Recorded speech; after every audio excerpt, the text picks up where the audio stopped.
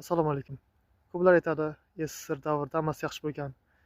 Sovetlar, ruslar, sovetlar davrida bizga ilm-fan nimalar kirib kelgan deydi.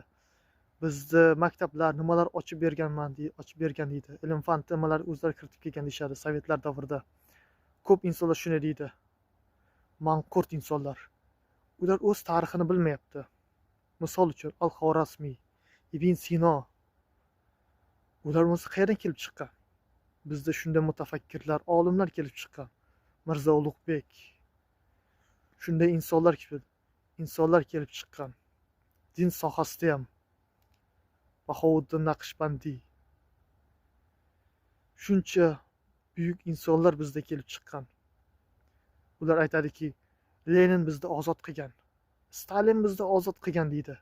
Ular bo'lmaganda biz qul bo'lib yurar ekanmiz. Mutlaqo bunga qo'shilmayman.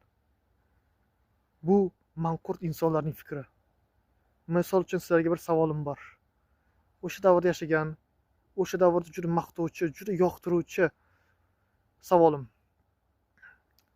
Uyingizga dushman bostirib keldi eshigingizdan. Buzib kirdi eshigingizdan. Bostirib kirib, yaxshi ko'rgan insonlaringizni o'ldiradi. Ayollaringizni zo'rlaydi.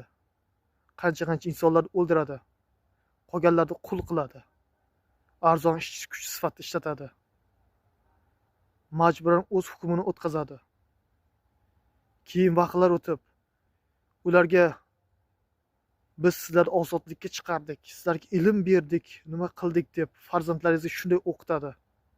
Vaqtlar o'tib, ular keyin yaxshi yashaganmiz, ular bizni ozodlikka chiqargan, lekin ular unutyapti-ku. Ota-bobolarini o'ldirgani, qancha insonlarni o'ldirgani, qancha ajdodlarini. Ularni nima uchun biz eslamaymiz, lekin ularni maqtaymiz. Mening yurtimga bostirib kelgan sovetlar, Rossiya imperiyasi, u men uchun dushmandir.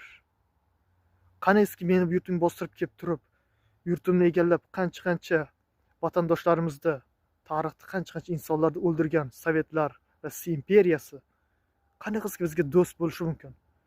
Meni uyimga bostirib kelgan mening dushmanimdir.